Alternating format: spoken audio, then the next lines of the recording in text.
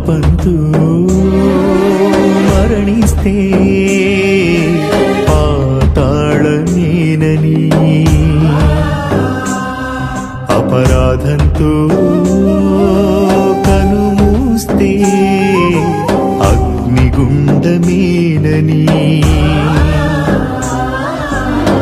ప్రాణమిచ్చి పాపమంతా కడిగానుగా, వాక్యమిచ్చి హృదయ శుద్ధి చేశానుగా, పరిశుద్ధుడవై పరలోకం చూస్తావని, పరలోకం చేర్చుటకే వచ్చానుగా.